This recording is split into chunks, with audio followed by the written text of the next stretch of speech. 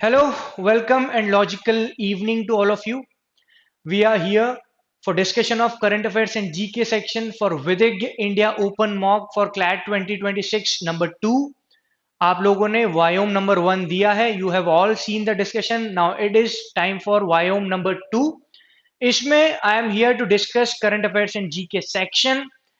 Let us start without doing any further delay. We'll look into the topics, and what we can see ki there are 5 good topics, good passages coming in from contemporary current issues. As we can see, fiscal management in India coming out with 6 questions. Again, International Conference on Glacier Preservation has 6 questions. State of World Population Report by UNFPA has 6 questions, and 5 each questions from Commissions for Welfareism of Deprived Class and World Hydrogen Summit 2025. Also, the level has been stratified as easy, moderate and difficult. Going on and looking forward to passage number 1, which is about fiscal management of India. As you all know, Indian government दो तरीके की policies चलाता है. One is fiscal policy and the other one is monetary policy. Monetary policy, correct. Fiscal policy वो policy होती है जिसमें government of India का पूरा फिस्कल मैनेजमेंट होता है कि पूरे साल how they are gonna expend और how they are gonna receipt, कि कितना वो कमाते हैं रेवेन्यू और नॉन टैक्स रेवेन्यू, या फिर कितना वो एक्सपेंडिचर करते हैं पूरे साल में. It is all about fiscal management. Then when we talk about monetary policy, monetary policy is given by RBI. Basically ये flow of money in the market संभालता है थ्रू मॉनेटरी पॉलिसी. सो दो चीज क्लियर है कि मॉनेटरी पॉलिसी आरबीआई के पास होती है, फिस्कल पॉलिसी गवर्नमेंट के पास होती है. फिस्कल पॉलिसी में गवर्नमेंट पूरा साल प्लान करता है कि कैसा उसका फिस्कल आउटलुक होगा, एंड मॉनेटरी पॉलिसी में मार्केट में कितना मनी जाएगा या रहेगा या कैसा कंट्रोल रहेगा वो संभालता है monetary policy by RBI. Questions की तरफ बढ़ते हैं. सो पहला क्वेश्चन आ रहा है, the CGA under the department of expenditure ministry of finance is the principal accounting adviser to government of India.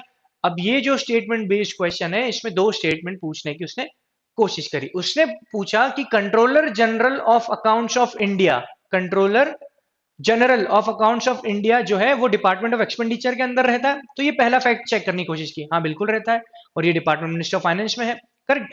Is the principal accounting adviser, तो ये principal accounting adviser of government of India है, बिल्कुल है. Second statement बोल रहा है Shri K Sanjay Murthy is the current controller general of accounts of India. Check करने की कोशिश कर रहा है ये फैक्ट, जो कि है गलत, क्योंकि हमें पता है कि संजय मूर्ति करंटली हमारे कैग है, सीजीए नहीं है, कैग है, controller and auditor general of India. इसलिए स्टेटमेंट 2 गलत हो जाता है, and we are left with the correct statement which is only a. So इस तरीके से स्टेटमेंट बेस्ड क्वेश्चंस को हमको सॉल्व करना है. ऑल्सो एस दुबे जो है वो अभी हमारे सीजीए है. क्या है? CGA. Correct. Moving on, next question. The Fiscal Responsibility and Budget Management Act 2003 set a target to limit India's fiscal deficit up to what percentage of GDP by 2021.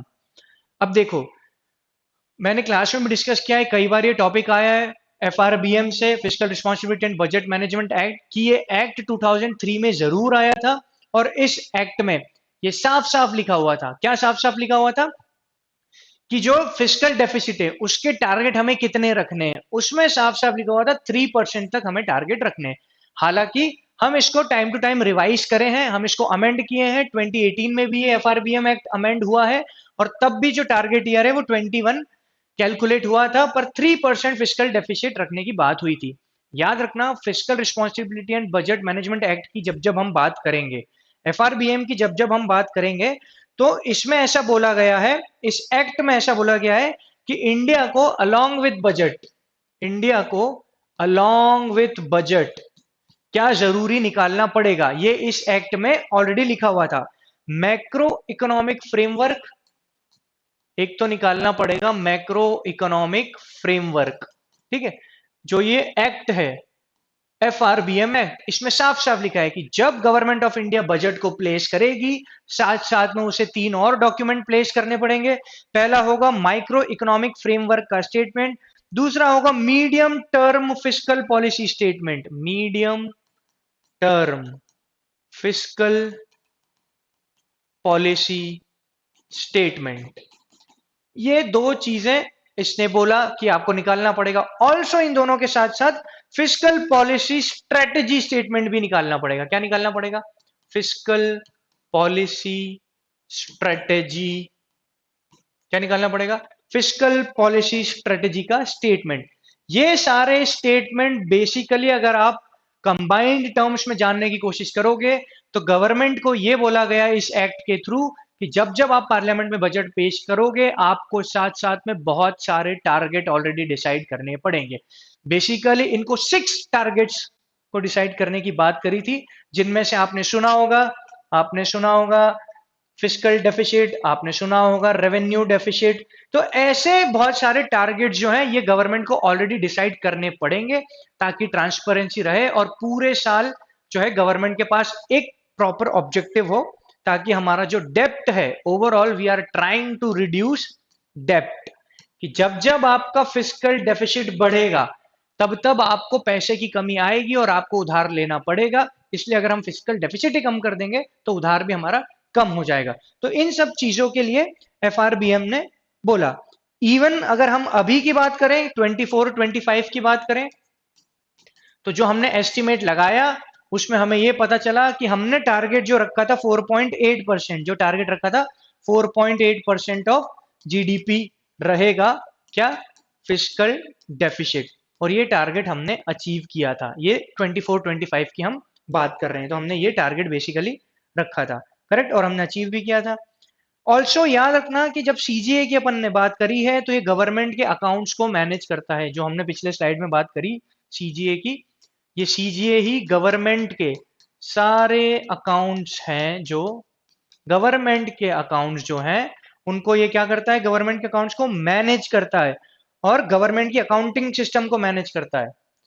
Government के accounts या accounting system को manage करता है, साथ में reports निकालता है, government के फिस्कल रिपोर्ट्स ये निकालता है। ये सब काम सीजीए का है। ये इसको काम अलॉट करता है आर्टिकल 150 अंडर कॉन्स्टिट्यूशन, करेक्ट।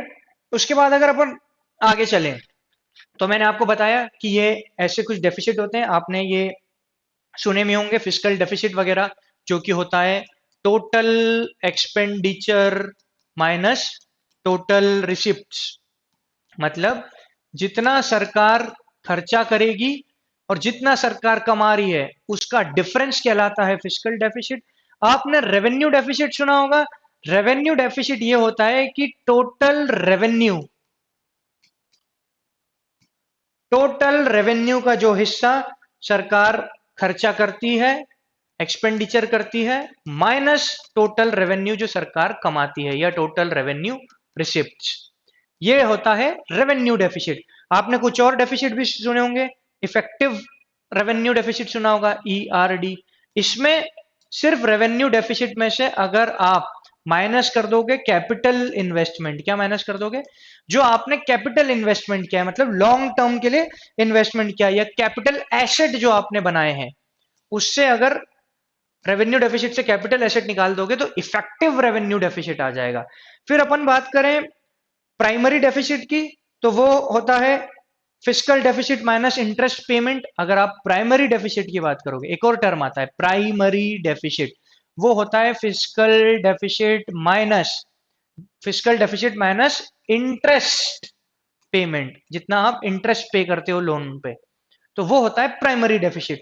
तो ये सारे कुछ टर्म्स है जो आपने सुना होगा। जैसे आपने करंट अकाउंट डेफिसिट भी सुना होगा, करंट अकाउंट डेफिसिट, जो कि टोटल एक्सपोर्ट माइनस इंपोर्ट होता है, ठीक है। और अगर इंपोर्ट ज्यादा है तो डेफिसिट नहीं होगा, और डेफिसिट है मतलब एक्सपोर्ट माइनस इंपोर्ट, एक्सपोर्ट ज्यादा हो रहा है, इंपोर्ट सॉरी इसको उल्टा कर दिया मैंने, इंपोर्ट माइनस एक्सपोर्ट, करेक्ट, कि आप इंपोर्ट ज्यादा कर रहे हो और एक्सपोर्ट कम कर रहे हो, तो जो वो डेफिसिट होता है उसको बोलते हैं करंट अकाउंट डेफिसिट, ठीक है। और एक और आपने सुना होगा डेप्ट टू जीडीपी रेशियो, कि आपका टोटल जीडीपी के हिसाब से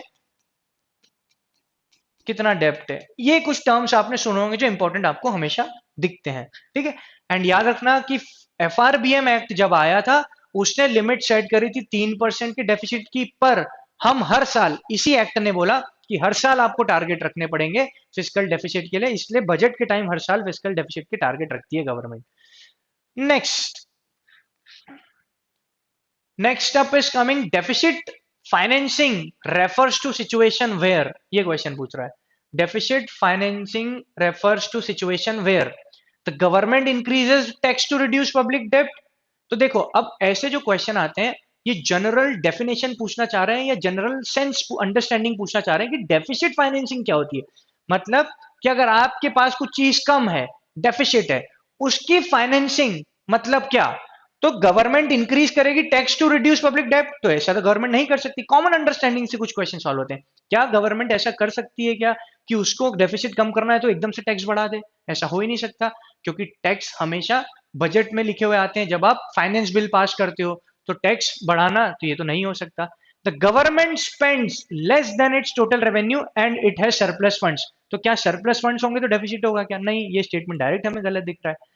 फिर अगले स्टेटमेंट पे आते हैं, the government expenditure exceeds its revenue. ठीक है, थोड़ा समझ में आ रहा है कि गवर्नमेंट का खर्चा जब उसकी कमाई से बढ़ जाएगा। And the gap is covered by borrowing और प्रिंटिंग न्यू मनी। तो हम गैप जो है वो कवर करते हैं उधार मांग के या नई करेंसी को प्रिंट करके।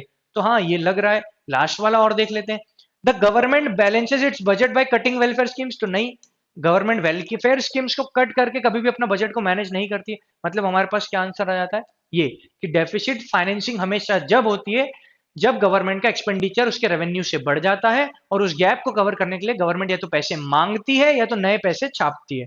करेक्ट। तो ऐसे क्वेश्चंस आपकी कॉमन अंडरस्टैंडिंग से बन जाएंगे। मूविंग ऑन, अब देखो नेक्स्ट क्वेश्चन आ रहा है। Consider the following statement regarding fiscal responsibility and budget management act. It was enacted to institutionalise financial discipline by setting targets for fiscal deficit and public डेब्ट। तो बिल्कुल ये सही दिख रहा है हमें कि हमेशा एफआरबीएम को बनाया ही इसलिए गया है ताकि जो है इंस्टीट्यूशनलाइज करें फिस्कल डिसिप्लिन को। बेसिकली हम टारगेट सेट कर पाए फिस्कल डेफिसिट के, ताकि हम ट्रांसपेरेंसी भी बढ़ा पाए और डेप्ट जो है वो कम कर पाए। दूसरा स्टेटमेंट बोलता है the FRBM act enacted by parliament in 2003। ये चेक करने की कोशिश कर रहा है, तो हाँ 2003 में हुआ। सेट एम्बिशियस टारगेट फॉर डेप्ट रिडक्शन, बिल्कुल ये पता है। अब देखो यहां पर यह तो आपको ये डायरेक्ट पता है, कॉमन क्वेश्चन है ये, पर अगर आप थोड़ी स्मार्टनेस लगाते या प्रेजेंस ऑफ माइंड लगाते तो ये वाला स्टेटमेंट तो आपको सही लग रहा है कि it was enacted to institutionalise financial discipline by setting targets for fiscal deficit and public डेब्ट। तो ये तो आपको सब्जेक्टिव चीज क्लियर आ रही है कि हाँ ऑब्वियसली नाम से ही फिस्कल रिस्पॉन्सिबिलिटी है और बजट मैनेजमेंट है, तो पक्का ये फिस्कल डिसिप्लिन की बात कर रहा है, रिस्पॉन्सिबिलिटी से क्लियर हो रहा है। टारगेट की बात कर रहा है, अगेन किससे क्लियर हो रहा है, मैनेजमेंट से क्लियर हो रहा है। और फिस्कल और पब्लिक डेब्ट की बात कर रहा है, अगेन बजट मैनेजमेंट। तो ये स्टेटमेंट तो आपकी कॉमन अंडरस्टैंडिंग से आप सही कर लिए। अगर यहां पर सिर्फ ये आपको पता नहीं होता 2003, तो देखो स्मार्टनेस देखो, या आपकी प्रेजेंस ऑफ माइंड दिखाता हूं मैं आपको। देखो ये जो क्वेश्चन था, ठीक है, यहां पर क्वेश्चन में सीधे सीधे लिखा था the fiscal responsibility and budget management act 2003। इस क्वेश्चन ने ही कंफर्म कर दिया था 2003, और इसके लिए आपकी प्रेजेंस ऑफ माइंड चेक करने के लिए यहां पर ये क्वेश्चन पुटअप किया गया कि क्या आप यहां से लगा पा रहे हो। अगर जिन लोगों ने ये भी गलत कर दिया, मतलब you seriously need to look into yourself and you should look into the process of attempting the mock, कि क्या आप प्रेजेंस ऑफ माइंड लगा पा रहे हो। देखो यहां से स्टेटमेंट सही हो जाता, तो दोनों 1 और 2 करेक्ट हो जाते। Next, FRBM act was revised following recommendations from which committee. ये बोल रहा है एफआरबीएम एक्ट को रिवाइज किया गया था, 2016 में वो कमिटी बनी थी, 2017 में उसकी रिपोर्ट आई थी और 2018 में हमने उसको अमेंड कर दिया था। तो वो जो रिपोर्ट जिसके बेसिस पे हमने एफआरबीएम एक्ट को अमेंड किया, बेसिकली रिवाइज किया उसके टारगेट्स को, वो कमिटी थी एन के सिंह। कौन सी कमिटी थी? एन के सिंह कमिटी। करेक्ट। आगे चलते हैं। Which of the following is India first paperless budget. अब देखो ये कुछ इस प्रकार के स्टैटिक क्वेश्चंस है जिन पे आपको कमांड बनानी पड़ेगी। कमांड बनानी पड़ेगी का ये मतलब है कि मान लो अब आगे जाके न्यूज डेवलप होती है, कोई और इशू आता है, फिस्कल कंसोलिडेशन से आता है, गवर्नमेंट की कुछ भी फिस्कल रिस्पॉन्सिबिलिटी या फिस्कल एक्टिविटी से कोई पैसे जाता है, क्या उस पैसेज में ये क्वेश्चन कॉमन नहीं हो सकता? बिल्कुल हो सकता है। कुछ क्वेश्चन जैसे बजट की आप बात करो, बजट कौन से आर्टिकल में है, बजट कौन पेश करता है, प्रेसिडेंट पुटअप करता है, प्रेसिडेंट के बिहाफ में कौन सा मिनिस्टर पुटअप करता है, बजट किस तारीख को पुटअप होता है, बजट पहली बार कब आया था, बजट जब रेलवे और सेंटर का बजट एक किया तो कब किया, पहली बार बजट में जेंडर बजटिंग कब आई थी, जीरो बजटिंग क्या होता है, ये कुछ ऐसे क्वेश्चन हैं। और ये भी कि पहली बार पेपरलेस बजट कब आया था, ये कुछ ऐसे क्वेश्चन है जो फिक्स हैं या स्टैटिक हैं। अगर आपने इस पे कमांड बना ली तो आप ये समझो कि टॉपिक कुछ भी चेंज होगा करंट में, पर ये क्वेश्चंस आपको फ्री के मार्क्स दे जाएंगे। और आप अगर यहां पर मार्क्स लूज करते हो, it would definitely be a crime on your part. तो फर्स्ट पेपरलेस बजट आया था 21-22 में। कोविड के बाद जो है ये हमने अप्लाई किया था कि अब से पेपरलेस बजट लाके हम रहेंगे, और उस समय हमारी फाइनेंस मिनिस्टर निर्मला सीतारमन ही थी। करेक्ट। आगे चलते हैं अपन नेक्स्ट पैसेज में, जो कि बात कर रहा है क्लाइमेट चेंज वगैरह से रिलेटेड। करेक्ट। यह जो कॉन्फ्रेंस हुई थी, international conference on glacier preservation, इस पे बात कर रहा है। आओ क्वेश्चंस देखते हैं। पहला क्वेश्चन पूछ रहा है व्हाट हैज बीन रिप्लेस्ड या redacted by X in the passage. देखते हैं एक्स कहां दिया हुआ है, ये दिया हुआ है। ये बोल रहा है a high level international conference on glacier preservation was held in x. तो ये क्वेश्चन का मतलब ये है कि इंटरनेशनल प्रिजर्वेशन, ग्लेशियर प्रिजर्वेशन की कॉन्फ्रेंस कहाँ हुई थी, तो इसका आंसर है तजिकिस्तान। तो याद रखना, international conference on glacier preservation हुई है, कहां पर हुई है, दुशानबे, तजिकिस्तान में। करेक्ट। और ये एंड ऑफ जून या एंड ऑफ मई से लेके स्टार्ट ऑफ जून तक हुई है ये। करेक्ट। और इसका मेन आइडिया था raising it to the top of the global climate agenda. किसको? ग्लेशियर रिट्रीट जो हो रहा है उसको। तो अर्जेंसी क्रिएट हो रही है कि ग्लेशियर हमको बचाने पड़ेंगे, ये सारी बात हो रही है। करेक्ट। इवन आप ये याद रखना कि ग्लेशियर प्रिजर्वेशन इस साल बहुत ज्यादा न्यूज में रहने वाला है, अभी पता चलेगा क्यों। Next, the first UN international conference on glaciers preservation is recently hosted by with collaboration of which two organisation. ये बोल रहा है ये जो दुशानबे में international conference on glacier preservation हुई, ये किसने होस्ट करी, कौन सी दो ऑर्गेनाइजेशन? तो वो थी कौन सी दो? UNESCO and WMO. कौन सी ऑर्गेनाइजेशन थी? UNESCO and WMO. यूनेस्को आपको पता है United Nation educational scientific and cultural organisation, 1945 में बना था, पेरिस में है UNESCO. Correct. WMO world meteorological organisation, ये 1950 में बना। इवन 48 में ही इसकी बातचीत चालू हो गई थी और 48 में इंस्टीट्यूशनलाइज कर दिया था। ये इंटरनेशनल मैरीटाइम ऑर्गेनाइजेशन जो बहुत पहले आया था उसका सक्सेसर माना जाता है, या उससे उसके आगे ही आके डब्ल्यूएमओ बना था। और डब्ल्यूएमओ भी हेडक्वार्टर्ड कहाँ है? जेनेवा में। करेक्ट। नेक्स्ट आगे चलते हैं। अगला क्वेश्चन वो बोल रहा है consider the following statement regarding importance of glacier. की ग्लेशियर की इंपॉर्टेंस क्या है? Only 3% of earth water is fresh water. अब देखो जब भी स्टेटमेंट आते हैं तो try and solve it by breaking it into pieces. क्या 3% अर्थ का वाटर फ्रेश वाटर है? बिल्कुल हाँ, यहां तक स्टेटमेंट सही है। And glacier hold about 70% of the world fresh water supply. तो बिल्कुल हाँ, कि दुनिया में 3% ही फ्रेश वाटर है, उस 3% ऑफ फ्रेश वाटर का भी टोटल 70% सिर्फ ग्लेशियर के पास है। तो ये स्टेटमेंट सही है। The Hindu Kush Himalayas are referred as water tower of Asia. अब यहाँ पर थोड़ा सा आप दिमाग लगा के देखो, अगर आपने कभी मैप पढ़ा हो, जो मैं आपको बोलता हूँ हमेशा कि आप देखो मैप्स, तो हिमालय की न्यूज आती है। आप जब हिमालय को ढंग से मैप में देखोगे इंडिया के, तो आप देखोगे वहां पर लिखा होता है हिंदू कुश रेंज। मतलब अपने हिमालयज में एक इंपॉर्टेंट रेंज है हिंदू कुश रेंज, जो एक इंपॉर्टेंट माउंटेन है, हिमालयस का पार्ट है। उस हिंदू कुश रेंज से बहुत सारी नदियां निकली है, इंडस वाटर, बहुत सारी नदियां निकली, जिसमें बेसिकली इंडस का जो पूरा रिवर सिस्टम है वो तो 40 से 50% उसकी नदियां हिंदू कुश से ही निकली है। तो क्या इसको वाटर टावर ऑफ एशिया बोलना चाहिए? तो अगर आप थोड़ा सा अंडरस्टैंडिंग डेवलप करके पहुंचे कि हाँ इसको बोल सकते हैं, यही होगा वाटर टावर ऑफ इंडिया, तो दोनों स्टेटमेंट क्या हो जाएंगे? सही हो जाएंगे। करेक्ट। आगे चलते हैं। Match the following again. देखो आपको कैसे स्मार्टनेस लगानी है मैं आपको सिखाता हूँ। ठीक है? कैसे स्मार्टनेस लगानी है अगर आपको एक या दो ऑप्शंस पता है। देखो, अपने को सियाचिन पूछा है कि कहां लोकेशन है, गंगोत्री पूछा है कहां लोकेशन है, जेमू पूछा है कहां लोकेशन है। तो अपने को क्या पता है क्या नहीं पता है, दो बातें करते हैं। अपने को ये तो 100% पता है कि गंगोत्री सिक्किम में तो नहीं है, गंगोत्री कहाँ नहीं है? सिक्किम में नहीं है। ना ही सियाचिन ग्लेशियर सिक्किम में है। ये दोनों चीजें अपने को पता है। तो सिक्किम मतलब अगर 1 का आंसर 3 हो, वो वाला एलिमिनेट हो जाता है ऑप्शन। ये एलिमिनेट हो गया। मैं आपको सिखा रहा हूं कैसे एलिमिनेट हुआ, सिर्फ इससे कि आपको सियाचिन पता था कि सिक्किम में तो नहीं है।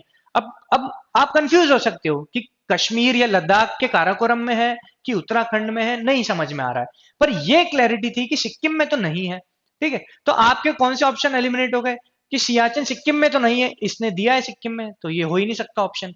फिर सियाचिन सॉरी गंगोत्री सिक्किम में नहीं है, तो क्या 2 का कोई 3 दिया हुआ है?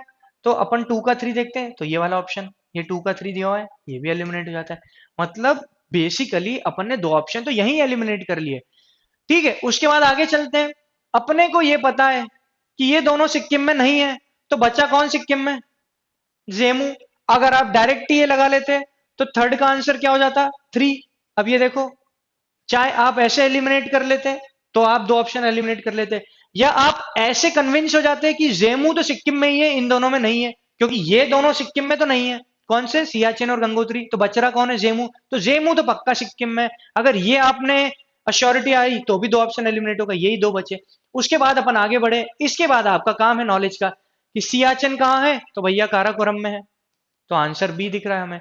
और गंगोत्री कहाँ है? उत्तराखंड में। तो ऐसे अगर आपको आता है तो आप ऑप्शन लगा भी पा रहे हो, और नहीं भी आता है तो आप एटलीस्ट 2 एलिमिनेट कर पा रहे हो, या 2 पे अश्योरिटी आके बाकी के 2 हटा पा रहे हो। क्लियर है? ये एक छोटा सा एग्जांपल है। ऐसे ही आपको स्मार्टनेस, जैसे मैंने वहां पर दिखाया था आपको प्रेजेंस ऑफ माइंड की, एफआरबीएम एक्ट, क्या किसी क्वेश्चन से मुझे पता चल गया? हाँ पता चल गया। क्या यहां पर मुझे पता चल रहा है? बिल्कुल एलिमिनेट करके पता चल रहा है। ऐसी स्मार्टनेस लगानी है। नेक्स्ट नेक्स्ट पे आते हैं अपन, based on information in the passage. अभी पैसेज बेस्ड क्वेश्चन बोल रहा है, what can be inferred about the primary motivation for holding the high level international conference on glacier preservation. अब ये पैसेज से ही अपने को पता चल रहा है कि ग्लेशियर प्रिजर्वेशन का क्या मोटिव हो सकता है, क्या उसका मोटिव हो सकता है। तो जब आप पैसेज में पढ़ोगे तो आपको थोड़ी क्लैरिटी तो आ गई होगी कि ग्लेशियर प्रिजर्वेशन के लिए जो कॉन्फ्रेंस हुई है, इसका मोटिव क्या हो सकता है। ठीक है, इसका मोटिव है highlighting the urgency of halting glacier retreat and raising it to top of the global climate agenda. ये कुछ चीज हमें यहां से पता चली कि इस कॉन्फ्रेंस का वन ऑफ द मोटिव ये है कि ये अर्जेंसी जताना चाहता है, ग्लेशियर जो पिघलते जा रहे हैं, ग्लेशियर रिट्रीट हो रहा है, उस पर अर्जेंसी दिखाना चाहता है, और ग्लोबल क्लाइमेट एजेंडा में ग्लेशियर प्रिजर्वेशन को one of the important topic बताना ये चाहता है। क्या हमको इससे रिलेटेड कुछ मिल रहा है ऑप्शंस? तो पैसेज से अगर हम इन्फर कर पा रहे हैं तो देखो कि to celebrate the success of current climate policies, तो ऐसे के लिए तो ये कॉन्फ्रेंस बनी नहीं है। उस लास्ट लाइन में ऐसा कुछ नहीं लिखा है। To address the urgent need to mitigate glacier, हाँ अर्जेंट नीड तो मैंने देखी थी कि अर्जेंसी क्रिएट कर रहा है ग्लेशियर को बचाने के लिए। Due to rising global temperature, तो ये मुझे सही लग रहा है, पहले आगे देख लेते हैं। To focus solely on rebuilding efforts to communities affected by glacier collapse, क्या इस कॉन्फ्रेंस में हम सिर्फ जो ग्लेशियर कोलैप्स से कम्युनिटीज अफेक्ट हो रही उसकी बात कर रहे हैं? नहीं। अगला, टू प्रमोट टूरिज्म, क्या टूरिज्म की बात करी उस कॉन्फ्रेंस ने?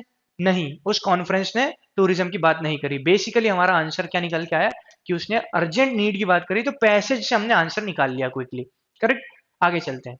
विच organization declare 2025 as international year of glacier preservation? मैंने जो आपको बोला था स्टार्टिंग में कि मैं अभी आपको बताऊंगा ग्लेशियर प्रिजर्वेशन क्यों इस बार करंट में रहने वाला है, इसलिए क्योंकि यूएन ने जो अपने 25 के इंटरनेशनल ईयर्स डिक्लेयर करे हैं उसमें एक है ग्लेशियर प्रिजर्वेशन। हालांकि यूएन ने 4 जो है वो डिक्लेयर किए हैं, उसमें एक इंटरनेशनल ईयर ऑफ कोऑपरेटिव्स है, एक उसमें international year of quantum computing है ना, और एक उसमें international year of peace and prosperity है, या पीस एंड ट्रस्ट है। करेक्ट, तो 4 इंटरनेशनल ईयर डिक्लेयर करे, cooperatives, quantum computing, peace and trust, और चौथा ग्लेशियर प्रिजर्वेशन। तो ये याद रखना। इवन क्वांटम कंप्यूटिंग इसलिए डिक्लेयर किया यूएन ने क्योंकि 100 साल हो गए क्वांटम मैकेनिक्स की पहली बार बात हुई थी जब, और पीस एंड ट्रस्ट के 80 साल हो गए, आपको पता है वर्ल्ड वॉर 2 जब खत्म हुआ था। ठीक है, इसलिए इन सब की बात करिए। आगे चलते हैं, नेक्स्ट पैसेज पे आते हैं जो हमको basically state of world population report बताना चाह रहा है बाय यूएनएफपीए, यूनाइटेड नेशंस, है ना, यूनाइटेड नेशंस की एक एजेंसी है यूएनएफपीए, उसने एक रिपोर्ट निकाली है। उस रिपोर्ट का नाम है state of world population report. उस रिपोर्ट से रिलेटेड ये पैसेज है, क्वेश्चंस देखते हैं। Consider the following statement related to India in UNFPA report 25। India's population in April 25 is estimated at 146 crore, highest in the world. तो जब आप ये रिपोर्ट पढ़ोगे तो आपको बिल्कुल क्लैरिटी आएगी कि हाँ। अच्छा, आप यहां से भी इस क्वेश्चन को सॉल्व कर सकते हो। समझो कि इसने पहले ही बोल दिया था हाईएस्ट इन द वर्ल्ड, है ना। तो कहीं ना कहीं ये स्टेटमेंट पार्शियली तो सही हो जाता है। और अगर आपको पता है इंडिया 140 करोड़ है, तो यूएनएफपीए ने उससे प्लस ही कोई टारगेट बताया होगा। तो लगभग ये स्टेटमेंट करेक्ट है, तो पता चल गया। अगला बोल रहा है इंडिया की total fertility rate is dropped to 1.9 below the replacement level of 2.1। तो हाँ, बिल्कुल सही है कि इंडिया का जो टोटल फर्टिलिटी रेट है वो 1.9 हो गया है below the replacement level of 2.1। तो दोनों स्टेटमेंट जो हमें दिखते आ रहे हैं वो सही है ना। टोटल फर्टिलिटी रेट क्या होता है कि एक विमेन कितने चिल्ड्रन को बर्थ दे रहे हैं उनको बोलते हैं टोटल फर्टिलिटी रेट। और रिप्लेसमेंट लेवल इसलिए 2.1 है कि एक वुमेन अगर 2 बच्चे करती है तो बेसिकली वो और अपने पार्टनर का रिप्लेसमेंट वो लेके आ रही है इस दुनिया में। इसको बोलते हैं पॉपुलेशन रिप्लेसमेंट रेशियो। कि बेसिकली किसी भी पॉपुलेशन का रिप्लेसमेंट रेशियो क्या है, कि मतलब ये पॉपुलेशन रिप्लेस होगी, कम नहीं होगी। ठीक है, आगे चलते हैं। Next question, what is the life expectancy of male and female in India according to report. तो इस रिपोर्ट के हिसाब से इंडिया में 71 ईयर्स मेल की है एंड 74 ईयर्स फीमेल की है लाइफ एक्सपेक्टेंसी, ये याद रखना। करेक्ट, आगे चलते हैं। Where is the headquarter of UNFPA. अब देखो ये स्टैटिक क्वेश्चन है कि भाई यूएनएफपीए पूछ लिया, तो यूएनएफपीए का हेडक्वार्टर कहाँ है। तो ये जो यूएनएफपीए है इसको बोलते हैं यूनाइटेड नेशंस पॉपुलेशन फंड। क्या बोलते हैं? Population fund. ये यूएनजीए की एक सब्सिडियरी एजेंसी, किसकी? यूएनजीए की एक सब्सिडियरी है, सब्सिडियरी एजेंसी है। तो फिर ये कहां पर होगी? ऑटोमेटिकली जहां यूएनजीए है, न्यूयॉर्क में। करेक्ट, आगे चलते हैं। Consider the following statement about UNFPA, जो अभी देखा अपन ने, United Nation Population Fund for Population. आगे, started in 1969 as the United Nation Fund for Population Activities, renamed in 87 as United Nation Population Fund UNFPA. It supports sustainable. तो ये statement तो सही है कि भाई ये 1969 में चालू हुई, और ये पहले जब चालू हुई थी तो इसको जो है हम ऐसे चालू हुई थी, United Nation Fund for Population activities. ठीक है, देखो ये United Nations fund for Population activities, आज भी इसका एक्रोनिम वही है, पर इसका नाम चेंज हो गया 87 में। क्या हो गया? यूनाइटेड नेशन पॉपुलेशन फंड, पर एक्रोनिम सेम रहा यूएनएफपीए। इसलिए आज हम यूएनएफपीए पढ़ते हैं पर नाम पढ़ते हैं यूनाइटेड नेशन पॉपुलेशन फंड। तो ये स्टेटमेंट सही है। अगला, इट सपोर्ट्स एसडीजी पर्टिकुलरली 3 जो कि गुड हेल्थ है, वेलबींग है, 4 जो कि क्वालिटी एजुकेशन है, एंड 6 जो कि जेंडर इक्वेलिटी है। क्या ये सही है? अब मुझे आप ये बताओ कि ये सपोर्ट करता है एसडीजी 3, 4 और 6 को। और अगर आप यहाँ पर फिर से अवेयरनेस, अटेंटिवनेस, कॉमन अंडरस्टैंडिंग या आपका स्टेट ऑफ माइंड अगर यहाँ पर काम होता, तो मैंने आपको सस्टेनेबल डेवलपमेंट गोल सारे के सारे लिखाए हैं, आपने याद किए हैं एक एक वर्ड में। जो आपने निमोनिक से याद किए थे, PHHECCE। अभी सिर्फ इतने गोल्स का बताता हूं मैं निमोनिक, 1 2 3 4 5 और 6। क्या 6 में जेंडर इक्वेलिटी है? PHHECCE ये था बेसिकली। तो क्या 6 में जेंडर इक्वालिटी दिखा आपको? 6 जेंडर इक्वालिटी है ही नहीं, वो सस्टेनेबल डेवलपमेंट गोल 5 है। तो यहां से ही ये क्वेश्चन, ये स्टेटमेंट जो है गलत हो जाता है और अपने को पता चलता आंसर है सिर्फ 1, ओनली 1। आगे चलते हैं। Based on information provided in the passage, what can be inferred about the primary cause of fertility crisis in India. अब देखो ये पैसेज में जब आप पढ़ोगे तो उसमें से ढूंढोगे कि कहां पर ऐसा लिखा है कि फर्टिलिटी क्राइसिस का प्राइमरी कॉज क्या हो सकता है। तो जब आप पैसेज पढ़ोगे तो आपको प्राइमरी कॉज दिख जाएगा, आराम से दिख जाएगा, समझ में आ जाएगा कि फर्टिलिटी हमारा जो कम हुआ है उसका प्राइमरी कॉज क्या है। ठीक है, सो जब आप ये पैसेज पढ़ोगे और इससे इन्फर करने की कोशिश करोगे तो आपको आराम से दिख जाएगा कि क्यों है भैया, है ना, क्यों है, कहां से ये इनफेयर होता हमें दिख रहा है। करेक्ट, और फिर जब आप ऑप्शन देखोगे तो आपको यहां पर सीधे सीधे दिख जाएगा। क्या दिख जाएगा? ये जस्ट अ सेकंड, ये कि पैसेज के हिसाब से lack of reproductive agency including barriers like financial limitations prevents individual from achieving their desired fertility। जहां मैंने मार्क किया आपको दिखा लैक ऑफ रिप्रोडक्टिव एजेंसी और बैरियर्स लाइक फाइनेंशियल लिमिटेशन, देखो ये पैसेज में है, इन्फेयर कर पा रहे हैं अपन यहां से, बिल्कुल पैसेज से इन्फेयर कर पा रहे हैं, यही दिख रहा है आपको, बैरियर्स टू रिप्रोडक्टिव ऑटोनॉमी, ठीक है, रिप्रोडक्टिव फ्रीडम, तो ये सारा यहीं से इन्फेयर हो गया हमसे, तो ये क्वेश्चन हमसे यहां से बन गया। आगे देखें अपन, तो अगला क्वेश्चन है with reference to UNFPA consider the following statement, it's aim is to just count the words, ऐसे जो एक्सट्रीम वर्ड्स होते हैं ना उनको ढंग से देखा करो कि क्या यही करता है ये, is to just count the world's growing population and suggest measure to allocate resources efficiently। दूसरा स्टेटमेंट बोल रहा है यूएनएफपीए पार्टनर्स विद गवर्नमेंट, बिल्कुल, other agencies and civil society to advance its mission, बिल्कुल हो सकता है। It also focuses on improving the lives of youth and women by advocating for human rights and gender equality by promoting the understanding of population dynamics. तो हमको ये पता है कि हाँ ये दोनों स्टेटमेंट सही है और ये वाला गलत है।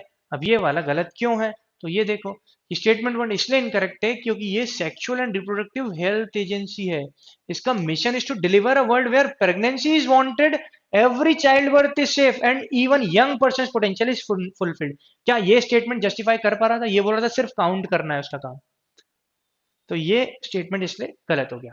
नेक्स्ट, अब अगला पैसेज आया जो कि ओबीसीज एनसीएसटीज मतलब डिप्राइव्ड क्लास के जो कमीशन है उससे रिलेटेड ये पैसेज है, इसके क्वेश्चन देखते हैं, है ना, अनोनिमस टाइप का ये पैसेज है। पहला बैकवर्ड क्लास कमीशन, तो लड्डू क्वेश्चन था ये, सबको पता है कौन है, तो अपने को पता है काका कालेलकर पहला बैकवर्ड क्लास कमीशन था, उसके बाद बीपी मंडल आया था। तो हमने ये पढ़ा हुआ है कि फर्स्ट बैकवर्ड क्लास कमीशन 1953 में आया था अंडर काका कालेलकर, जिसको फर्स्ट बैकवर्ड क्लास कमीशन बोलते थे, ठीक है, जिसने बेसिकली इन्वेस्टिगेट किया था सोशली और एजुकेशनली बैकवर्ड क्लासेस का कि इंडिया में वो कौन कौन है, कहाँ रह रही है, उनकी क्या प्रॉब्लम्स हैं। उसके बाद आया था मंडल कमीशन, करेक्ट, तो ये आंसर नहीं से सही हो गया। आगे, consider the following statements regarding the national commission for scheduled tribes. अब एनसीएसटी के स्टेटमेंट देखो, एनसीएसटी हैज बाइंडिंग, अब देखो स्टेटमेंट कहां पर टारगेट किया, ancestry has binding powers over central and state government, क्या बाइंडिंग है, नहीं, ये तो एक एडवाइजरी बॉडी है, तो स्टेटमेंट गलत हो गया। The president can forward any report of NCST pertaining to a state government to concerned governor। तो ये बिल्कुल सही लग रहा है स्टेटमेंट कि भाई अगर किसी स्टेट की वो रिपोर्ट है तो प्रेसिडेंट उसके गवर्नर को बिल्कुल फॉरवर्ड कर सकता है, क्योंकि गवर्नर को भी जानना जरूरी है कि शेड्यूल्ड ट्राइब की क्या हालात हैं। The term scheduled tribe is defined in the constitution of India, बिल्कुल हमको पता है, आर्टिकल 341, 366 सब क्लॉज 25 में डिफाइंड है, तो दोनों स्टेटमेंट सही हो गए 2 और 3, तो आंसर क्या हुआ, डी। ये तो अपन ने बहुत बार क्लास में डिस्कस किया।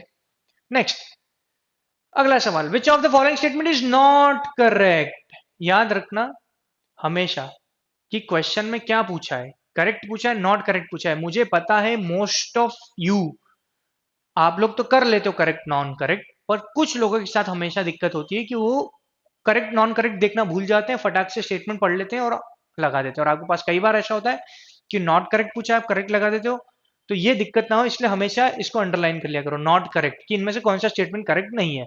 तो गवर्नर ऑफ कंसर्न स्टेट, अब देखो स्टेटमेंट देखते हैं, NCST investigate and monitors matters relating to constitution and others legal safeguard for ST, बिल्कुल सही है, वही इन्वेस्टिगेट करता है शेड्यूल्ड ट्राइब के लिए। NCST inquire specific complaint relating to deprivation of rights of STs, बिल्कुल सही है कि जितने भी राइट्स जो खराब हो रहे हैं या डिप्रिवेट हो रहे हैं किसके, एसटी कम्युनिटी के, उनको इंक्वायर करता है।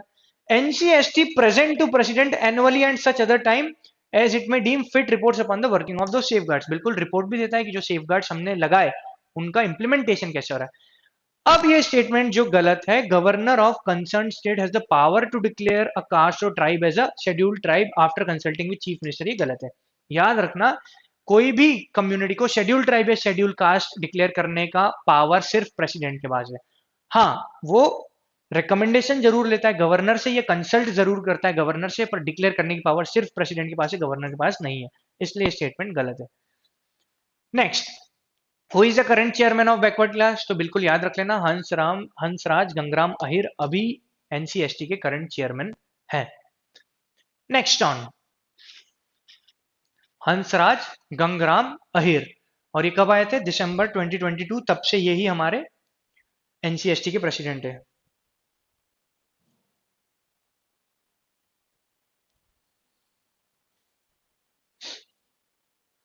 ठीक है।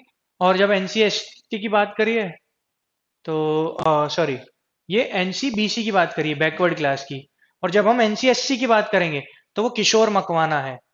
एनसीएससी के चेयरमैन है किशोर मकवाना। बैकवर्ड क्लास के कौन है, मैं फिर से रिपीट कर रहा हूँ, शायद मैंने गलत बोल दिया होगा। एनसीएसटी निकला है मेरे मुंह से, वो एनसीबीसी है, national commission for backward class, उसके हैं हंसराज गंगराम अहिर।